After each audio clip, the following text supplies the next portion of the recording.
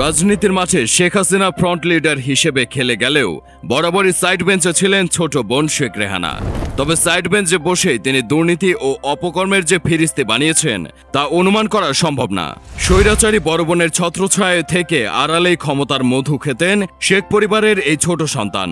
তার সাদাসিধে ও অমায়িক চেহারার পেছনে লুকিয়েছিল অর্থলোভী ও লুটেরা এক চরিত্র, যা কখনোই জনসম্মুখে প্রকাশ পায়নি। তাই সরকার পতনের পর বড় আপা শেখ হাসিনার পাপের আমলনামা নিয়ে যতটা আলোচনা হচ্ছে, ছোট আপা রেহানাকে নিয়ে তার এক ভাগও আলোচনা হচ্ছে না। রাজনৈতিক আবহে বেড়ে ওঠা রেহানা চাইলেই রাজনীতির ময়দানে নিজেকে প্রতিষ্ঠিত করতে পারতেন। তবে তিনি বরাবরই নিজেকে আড়াল করে রেখেছিলেন শেখ হাসিনার ছায়াতলে। ফ্যাসিবাদী হাসিনার সবচেয়ে নির্ভরযোগ্য ও ঘনিষ্ঠ সহযোগী ছিলেন শেখ রেহানা। এক পলকের জন্য তিনি হাসিনার সঙ্গ ছাড়তেন না। প্রধানমন্ত্রী থাকাকালে শেখ হাসিনার বিভিন্ন রাষ্ট্রীয় সফরের সঙ্গী হিসেবে দেখা যেত ছোট বোন শেখ রেহানাকে। গেল 5ই আগস্ট ছাত্র জনতার আন্দোলনের মুখে পালিয়ে যাওয়ার সময়ও শেখ হাসিনার একমাত্র সঙ্গী ছিলেন শেখ রেহানা। এমনকি 1975 সালের 15ই আগস্ট বঙ্গবন্ধুর পরিবারের ওপর চালানো হত্যাযজ্ঞের দিনও বড় বোন হাসিনার পরিবারের সাথে বেলজিয়ামে ছিলেন তিনি। এরপর দুই বোন মিলে একসাথে ভারতে চলে আসেন। সেখান থেকে শেখ রেহানা চলে যান লন্ডনে এবং বিয়ে করেন ঢাকা বিশ্ববিদ্যালয়ের অ্যাকাউন্ট অ্যান্ড ইনফরমেশন সিস্টেমস বিভাগের সাবেক অধ্যাপক শফিক আহমেদ সিদ্দিককে। রেহানা শফিক দম্পতির 3 জন সন্তান রয়েছে। তারা হলেন 2 কন্যা টিউলিপ সিদ্দিক ও আজমিনা সিদ্দিক এবং একমাত্র পুত্র রেদওয়ান মুজিব সিদ্দিক।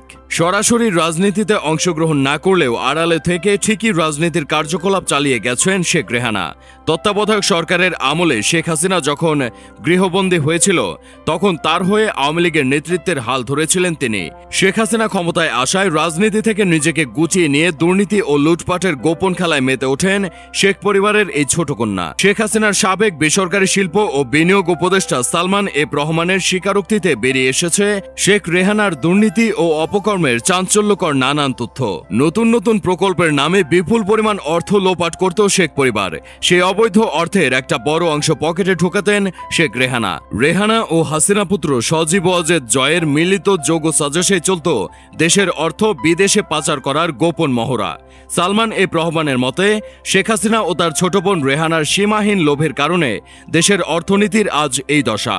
তাছাড়া এস আলম গ্রুপের মাধ্যমে দেশ থেকে পাচার হওয়া 1.5 লাখ কোটি টাকার সিংহভাগই দেওয়া হয়েছে শেখের ছোট বেটি রেহানাকে। বড় বোন হাসিনার সাপোর্ট থাকায় রেহানার এসব অপকর্মের বিরুদ্ধে কেউ কখনো মুখ খোলার সাহস পেত না। এক কথায় শেখ হাসিনার পর তিনি ছিলেন দেশের দ্বিতীয় হাসিনা, দ্বিতীয় লুটেরা। রূপপুর পারমাণবিক বিদ্যুৎ কেন্দ্র প্রকল্পে পাচার হওয়া $500 কোটি 30% পেয়েছে শেখ রেহানা ও তার মেয়ে টিউলিপ সিদ্দিক।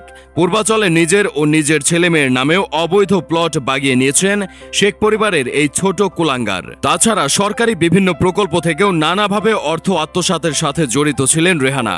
আড়ালে থেকে এই নারী এতটাই চাতুর্যের সাথে কুকর্ম করতেন যে মিডিয়ার নজরেও সেসব ধরা পড়ত না। বড় বোনের ক্ষমতার পাওয়ারে ছদ্মবেশী শেখ রেহানা পাপের যে আমলনামা বানিয়েছেন, তাতে শেখ হাসিনার শাস্তির ভাগটাও তারই বেশি প্রাপ্য। ভিডিওটি ভালো লাগলে আমাদের ইউটিউব চ্যানেলটি সাবস্ক্রাইব করে পাশেই থাকুন।